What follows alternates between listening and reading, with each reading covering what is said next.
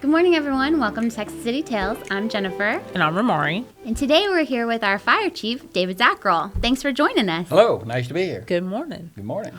Thanks for taking out time. we cut that part. Cut. Back.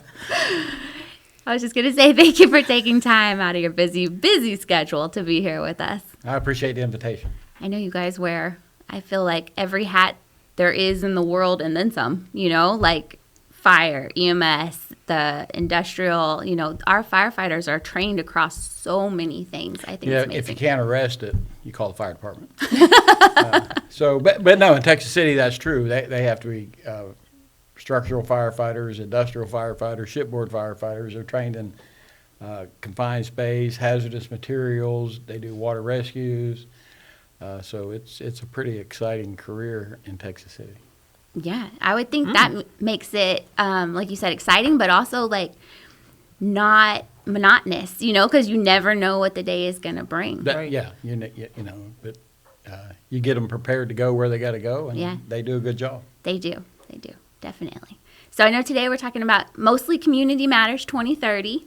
You had some big projects in there. We did. Like y'all didn't take it easy on these like, goals. Well, he says, "What do you think?" This is what we think.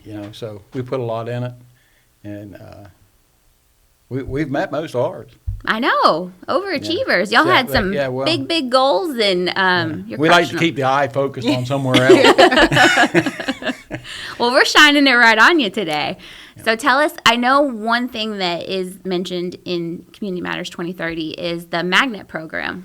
Yeah. So the Magnet program was something I'd thought of years ago. It took a while to sell it, but essentially it starts in 9th grade. They start a class called Introduction to Emergency Services. And then in 10th grade, they'll get introduced to EMS terminology and things like that. And then 11th grade, they'll start the Fire Academy, Firefighter 1. And then in their senior year, they'll get Firefighter 2 and an EMT basic course. Mm-hmm. So when they graduate, if they're 18 and they're successful, they'll have a state certificate in firefighting and a state certificate in EMS, and they'll be employable. That's incredible. So this is something that we partnered with the school district. The school district and the College of the Mainland and the city all went together and put the program together, and it's we had like 14 signed up the first year. Mm-hmm. This year, they're looking at how to make the class smaller because they have so many signed up. Dickinson ISD is coming on board, so I think it's a program that'll grow throughout the county as school districts get involved, and you have Calm right down the street, so they're a natural for it and they're good at it. So we're looking where they can become employed. Mm-hmm. That's what I was going to say. Yeah, that's what I was going to say because you see across emergency responders. Definitely throughout the state, probably nationwide, it's getting harder and harder to recruit. And I think in Texas City, with our population booming the way it is and the city expanding, we need, I feel like, more than ever. So it's such a smart program to, help kids go right into it, really. Well, sure. Yeah. And, from the financial aspect, you could be changing the lives of an entire family. Mm-hmm. That's what I'm looking forward to, and it'll be a few years before we're ready to see who becomes the first one we employ out of the Magnet program, but we're looking forward to it, and it'll be a good program, and it's taken off, and as more kids get involved, it'll get bigger. So in those classes, are they getting hands-on experience more than just... Sure. They get, like this year's 9th grade class is getting introduction to fire service, but we take out hose, air packs, all the stuff that we do, teach them some history of the fire service, and things like that. So terminology, the different languages that we use inside the fire department that you'd be like, what's that? So we get them introduced to that, radios, how to talk on the radio and listen and understand what's being communicated. So They get a lot of it. They're getting interested. They're good. They've got nicknames for all the instructors we're using. We have Pops and I've heard Annie Travion and things like that. So it's good. It'll be good. We may need a copy of those nicknames, just for consistency. Well, they were talking around the morning meeting about Pops and this now, and I'm like, what are y'all talking about? All the kids, they got names for us. Oh yeah, really? What are those? So. Yeah, I feel like that needs to be just the new. Well, it tells you they're engaged. Yeah, right. Absolutely. They're building relationships. So, yes, that's right. Yeah. Well, and I think too, I know when I was in high school, I had an idea of what I wanted to do, but you're never really, I feel like 100% sure until you walk into that career path. So I think it's really neat that this gives kids an opportunity from such an early age to really see, like, this is exactly what this would be like. Well, at the fire services and industry, they may decide they don't want to be a firefighter, but they may like the EMS. They may, we need engineers to design fire trucks, design fire stations. So there's all kinds of things. There's sales. Somebody's got to sell the fire truck. Somebody's got to sell the fire hose and the nozzles and the equipment and radios. So it's a whole different. It's not just firefighting. There's an administration side too. Yeah. So there's a lot they could get into that might interest them later on. And in Texas City, we've had a firefighter left and went to be a doctor. We've had one that has become a successful attorney. So they get into other stuff, but they have the financial means to do so. Mm-hmm. So I know you just kind of mentioned in passing, like, selling fire trucks. I happen to know we have a couple of new shiny fire trucks here. So we did. We have 2 new engines and a pneumatic unit and a new ladder truck that came in. Where do we park those things? So we parked those at a new fire station. 3 of them went to a new fire station. Engine 33 went to Station 3. We have a program where an engine will spend 15 years on the front line. Wow. What we call first out. Mm-hmm. And then it goes into reserve status for a period of time. So old engine 33 was up for replacement. So we had ordered that truck in November of 22. And when we went to do a pre-build, because you always do a pre-build on a fire truck because there's so much stuff that goes into them. And they had mentioned it was taking like 18 or 19 months to get a fire truck built.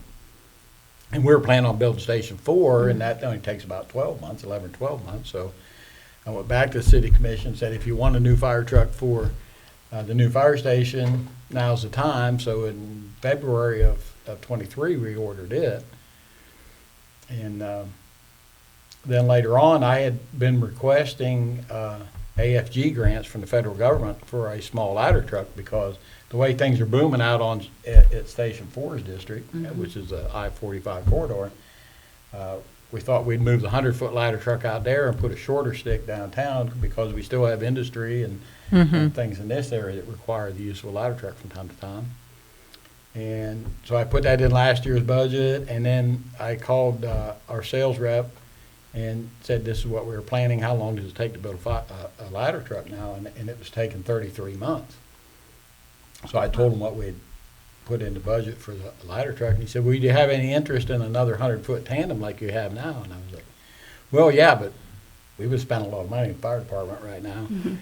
So he said, well, I have this one that we ordered 2 years ago as a demonstrator, and it had not been cleared for production. It just got cleared to build. And it hasn't had the price increases of the last 2 years after coming out of COVID. They've been going nuts. So I said, well, send me the numbers down and I'll look at them. And I had already submitted the budget and hadn't had the budget meeting yet. So he sent the numbers down. It was cheaper to buy that truck that had just went in production than wait 33 months on a shorter ladder. So I got to the meeting and we got this talking about, I said, you have 3 choices here, Mayor. One, you can buy this truck and wait 33 months. You can save money and buy this truck and get it in 6 months, or you can tell me to go away. That's your choices. And he said, well, I want this 100-foot ladder truck. And I said, okay, when we leave the meeting, I'll call him and tell him that we want it, and we'll start working on the paperwork to do that. And he wanted to know if they would buy it on the word of the fire chief. And I said, no, but they'll buy it on the word of the mayor. So we were good. That's happened. And they both got here in time for the grand opening of Station 4. So that's cool. Yeah, It was. Look at you saving us money and getting us more. Yeah. How often do you get to spend $1.3 million and it sounds like it saved you money? Yeah, that hasn't happened yet for me. I'm waiting. But it was a good deal, and we get 30 years out of a ladder truck. Mm-hmm. So it worked out very well, Mm-hmm. especially with, was it Sports Illustrated coming out, and they're talking about 11 stories or something like Yeah. that? I was like, 9. Yeah. perfect, Mhm. yeah, 9, and then, so, cool, Yeah, Right. really cool. very cool. The city has never bought 2 fire trucks at one time, let alone 2 fire trucks and a ladder truck. So this administration gets to go down the hill. Well, and I know we kind of mentioned Station 4, but that's another huge addition to the fire department. That was, and it's also got a police substation in it, so it's right behind Tanger Outlet, and it's fully functional right now. We opened right around Thanksgiving. We had to open a reserve unit because the new one wasn't in yet. So that's why we held off on the grand opening to get the new trucks in, so everybody could see what we have. So the crews are working hard getting those trucks loaded up with nozzles, and all the stuff's got to go on radios and all that. So we hope to get them in service here in the next couple of weeks. It's exciting. It is. It was a really cool ceremony. Yeah. It almost felt like once in a lifetime. Like, how often Yeah. do you get to see a brand new fire station open? Yeah. There was a lot of people. Yeah. There was a lot of people. Yeah, It it was. Most I was of standing all up. the It was Wood like standing. family, if you remember. Yeah. It was. Well, And not- that was nice to bring in some history. Yeah, I was just and about to with say the that. same thing. Yeah. I thought that was really a touching tribute that you guys did, Yeah. and then to see so much of the family Yeah. come out. I thought it was really neat. I thought everybody was going to get up and come up. But Clarence was the first paid firefighter in Tech City. That's how I picked him. Yeah. Mhm. She, Kim Golden had said, we got to build this street. It needs a street name, and you have any suggestions? And I gave her a couple, and she picked. I think actually, the developer picked that name. So went from there, and I had talked to the family from time to time. Hmm. So I got a hold of them, and we got everything set up. So we have Clarence Wood Drive right beside the fire station. I love it. And I think in your speech you were talking about, at the opening, you were talking about that whenever he started as a firefighter, he was on call pretty much 24 hours and lived at the station, right? Him and his family lived at the station. There was him and his wife and I think 4 boys and a girl. And they actually lived right beside us. As a matter of fact, from where we're at, they had initially lived down on off of 6th Street at the old fire station. Then this one was built, and they moved in here. And he 24 hours a day, 7 days a week. And he worked as a custodian for the city, and he was a carpenter and a world champion boxer, raised hunt dogs, drove race cars, fought World War I in France. So pretty interesting character. Yeah. Right. Once we got to putting it all together and talking with the family, and he kept telling us things. And it was like, but back then you didn't have all the distractions you had today. There was no TV and stuff like that, so you had the whole day to do whatever you wanted to do. So the guy was definitely busy.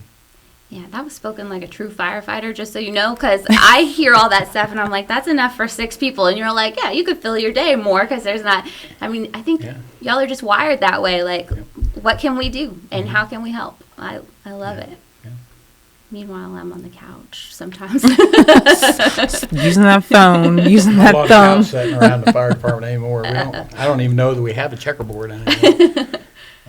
So Well, I thought it was really interesting too, that the fire station obviously is built, like you said, in the I-45 corridor and serves that area, but having the additional station and the additional firefighters helps with the response time all across the city. it does everywhere because they're not running out there. So when you have to make long runs, that drives your number up, your average response time, because you had such a long run. As an example, the other day we had an alarm at a business out there, and 46 was already out, so they had to send 33. It took 15 minutes to get there. So having 33 having to go out there, that time will shorten as the road construction improves and the I-45 gets better, so it'll get down to a more acceptable time. But it's problematic for everybody right now. Mm-hmm. But I know the DOT's working hard. They are. Just to pivot a little bit, something that I learned just through like the whole community matters process was that code enforcement, I know now we call it neighborhood improvement services, falls under the fire department. And I know you guys had a set of goals. So can you tell us about that? We did. We had, under the previous administration, they were always trying to get something going. And code enforcement is kind of a harsh sounding term. But really what you're trying to do is improve the neighborhoods. Mm-hmm. And a city, any city, will die from the inside out as far as what it looks like. As the city grows, this is all new on the outside, and if you're not paying attention to the inside, it can get pretty ratty. We had a number of structures, substandard structures that were bad, and a lot of junk vehicles and things like that. So when we took that over in 2021, the goal in 21 and 22 was to kind of get caught up. Mm-hmm. And we did that, caught up by the complaints we received. So in 23, the number of complaints the city received from the public dropped, but the number of projects we worked went up. So we were able to get more proactive and start cleaning up the areas and keep them clean, and it's working good. We're like 27 or 28% ahead of where we were last year at the same time. And that was a good year last year. Well, and I think in the book it says your goal for... The goal was like complete 75% of the complaints, and we did like 95%. See? Overachievers. I love it. Yeah. They work hard. It's a good group that's working in that, and they're working hard. We have a meeting every month. Mm-hmm. With all the players. What I found out about neighborhood improvement is almost every department in the city has some involvement in it. From the courts to sanitation, the fire department, the police department, everybody has something to contribute to it. Mm-hmm. And so it requires a meeting every month to stay on board. If you keep up with the 80% that you can handle by the routine, it gives you time to work on the ones that are a little more difficult, the ones that you have to get administrative search warrants and then go back and do investigations and stuff. And those are time consuming. Mm-hmm. So you have to get the routine stuff working and clicking on its own, and people taking care of it, so that you have time to spend on special projects. I've seen pictures of the projects, and it just blows my mind to think like you're looking at one property and the difference is, it's unrecognizable. Yeah. And it makes such a huge improvement, and then you multiply that times all the hundreds of projects that y'all have done, and it's definitely helping the community. Yeah. We went into one area of town, there was 4 houses that were falling apart. You could have played catch between the 4 houses. And so we got that cleaned out, and then the neighbors come out and they feel better, because who wants to live like that? Mm-hmm. It doesn't make any difference what community you're in. It should look nice, and a lot of people in Texas City do take good care of their homes. But then you have this one across the street. They're tired of looking at it, and they want something done about it. Mm-hmm. And so the response from the community has been good. The guys show up to do the work, and people are bringing them water and coming out and thanking them and stuff like that, and then they kind of it becomes contagious, and it cleans up the whole area. Mm-hmm. And I think it gets people thinking too, like, oh, they made that area look so much better. Mm-hmm. I drive past this one, maybe I should let them know about that one. And they do. Yeah. and we take care of it, so it's working good. And it takes a long time on some of them. The high grass and stuff, that can take up to a month just to get the grass mowed, depending on where the contractor's at with what we've already given them, and you have to give notices to the homeowners and stuff. But when you start talking about a substandard structure, it can take a long time to work through that. And we've had 14 of them remodeled last year. So you get some success. If someone starts working on it and they're getting their permits and they're making progress, that's a good thing. It's when you can't get a hold of them, you can't contact them and things like that. It drags on, and then people get to think, well, you're not doing anything. Well, once the backhoe shows up, all the work's done. Yeah, So. that's well into the process. Yeah. I found that out building that fire station. It took years and years and years to get it. And then when the bulldozer showed up, all the work was done. It was just a matter of putting it together. Yeah, good things are happening with you guys for sure. Yeah. I don't know when y'all sleep, but we're certainly glad. Not much that you anymore. don't. Shifts. Their runs are at 10,000 Wow. a year. So it's a pretty busy department. When I first started in 1988, you'd run maybe 900 a year. Wow. So that's it. they might want to get rid of me. I'm not going to work now. That's a tremendous amount of growth. Yeah, I mean, it's been, well, we took over the EMS and expanded the training and capabilities of water rescues and things like that. As you said, looking for more things to do. So when you find more things to do, you have to do them. But it's an active department. for sure. So are y'all hiring for people who I'm have That was going to be my next question. I'm always hiring. The college has a certification program, so we generally hire certified firefighters, but we are always hiring. Any department, whether it's mine or I should say ours, not necessarily mine. I talked to other fire chiefs. We all average about a turnover of about 7 or 8 or 9 a year.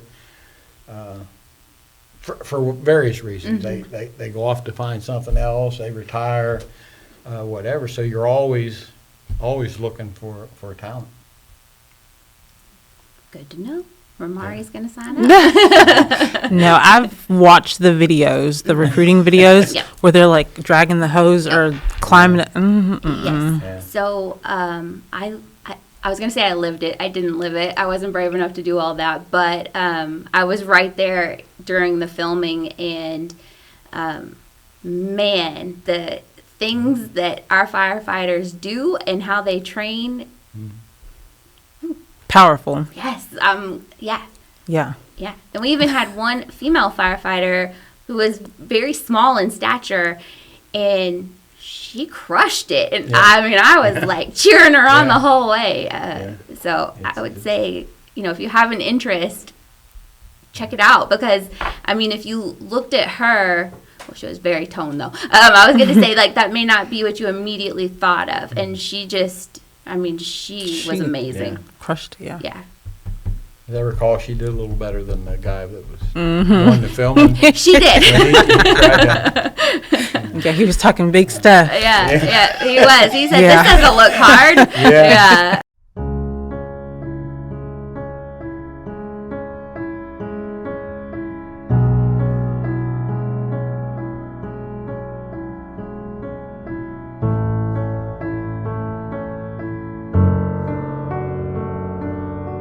Come in and grab the dummy and go to move it, just drop it and walk away. They're just not interested in working that hard at one time. Yeah. So I've taken the CPR class, and that was hard. it is. Especially you do it for 5 or 10 minutes. So, no. I think she wants me to stick to being the city secretary. Yeah, I'll definitely stick to communications, but hats off to everybody Yeah. who can do that and does do it for Absolutely. us every day. And they have to do that every other year. They have to redo that physical ability test. So we picked a birth year. So for your birthday, you get to do a physical ability test. Oh, so sweet. Yeah, I thought so. And everybody passes. We have a set time, and we have not had anybody that we hired passing that. They still pass it because you're expected to pass it every year through your career, every other year, I should say. So Good for them. Yeah. Everybody's keeping it up. They are. Yeah. They are. Well, They we get competition going. Who can do it the fastest? yeah. If this person beats them, then can I do it again? Yeah, you can do it. Listen, if I passed the first time, that's all you're getting from me. I feel like if there was a miracle from God and I actually managed to pass it, I don't think I would move for multiple weeks after that. It definitely wouldn't be like, your time was faster, I'm going to get back out there and do it again. Mm-mm. I like to think I'm competitive, Yeah. but They're busy. They're working all the time. all the time. You know, right now they're in the middle of testing and painting hydrants. And they test fire hose, and we have to do all the air packs every year. So there's a lot of moving parts Yeah. that you have to see. It's not just responding to emergencies or, you know, doing PATs and stuff. They have to maintain the hydrants. And we don't fix hydrants. That's the utility department. But we go out, paint them so they look nice, and test them to make sure they'll flow water. And things like that. And then you have to test all your fire hose. The trucks have to be tested once a year. The ladders have to be tested once a year. So it's a pretty full calendar. Mhm. And then you make the emergency responses. And maintain a fire station. Yeah. Keep And trucks all the clean. equipment and yeah. Yeah, you gotta clean the trucks and stuff like that. And then I know you guys go out into the school districts because my kids have come home Yeah. with the plastic hats and the coloring books and Mhm. talk about stop, drop, and roll. Stop, and- drop, and roll. It's the first thing you gotta learn. Mhm. That's That's it. right. Like Wow. I said, don't know when sleep is happening, but And they cook full meals and stuff because I see them at the grocery They do. store sometimes. They cook all the time. They have full kitchen. And some cook individually, and some shifts cook supper and whatever. But there's always something to do. Yeah. yeah. And I'd they love got to see X it. amount of continuing education hours every year. Hmm. I complain about that because I'm like, I've been at this for 38 years. Don't you think I got it by now? My But I get it. education has I been get it, continued. you know? Yeah. There's always something to You know, learn. Yeah. Yeah, it's, you Yeah. know, or refresh. Mhm. Keep it in your mind. So it's Yeah. It's something. a little bit busy. Yeah. You know, you said you've been at this for 38 years. What would you say is like the biggest change that you've seen? Is it just the growth of the community or? Well, in Texas City Mhm. itself, man, I've seen it. In 38 years, I've seen a lot. you know. Yeah. This was the fourth new fire station I've seen. The trucks have changed. Before, you had to ride on the back, on the tailboard, what we called the tailboard. And then we got cabs where you could sit down as a firefighter in the back and get dressed. Then they put doors on them, and then they put air conditioning in them, and, which came in, man, you know, you put a house fire out after a half hour, it's nice to have somewhere to cool off. So we've made Yeah. it better. Hmm. We used to, in a department back in the day, was like 40 people. We'd have a fatal heart attack, on average, one every 5 years. And so the city instituted an annual physical program, medical physicals, and we haven't had a heart attack since like 2004.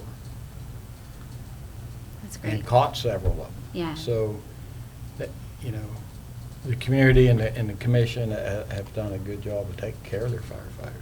And that's better than the new fire stations and Yeah. new Yeah. trucks and stuff. But Definitely. there's been a lot of changes.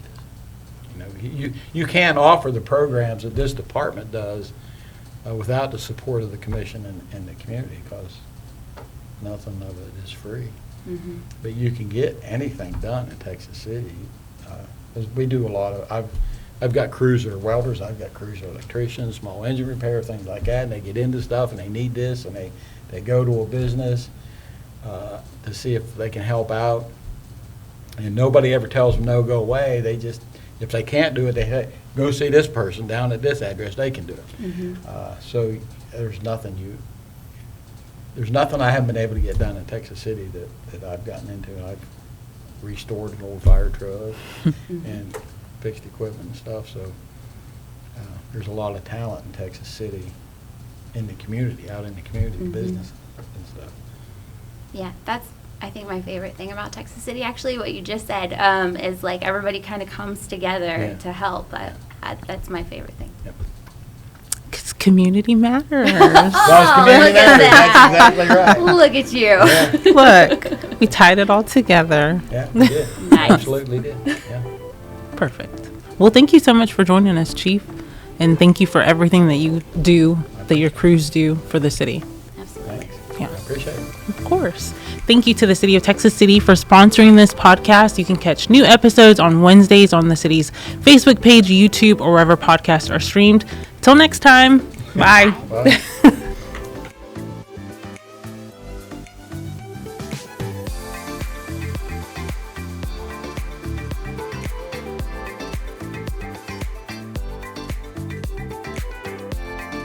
Yay. Good job. All right. You did so good. You made me want to be a firefighter, except for the whole. It's hot. Yeah. When you were talking about the air conditioning, I'm thinking like, I had my air conditioning on 64 in my car this morning, and I did not fight a fire. It goes that low. And I did not fight a fire. It is not the middle of summer. Those guys. I'm not wearing heavy equipment. When we were at this station next door here, it had two big 220 air conditioners, and the dorm room was a little bit bigger than this room, so it had lockers and individual beds. At night, you were covered up, your nose hanging out so you could breathe, because they had it so cold in there. You know, I mean, and it just ran 24 hours a day, 7 days. It's because they're hot, because they didn't have AC in the truck so for a while. They want to be just as cold as they are hot, you know.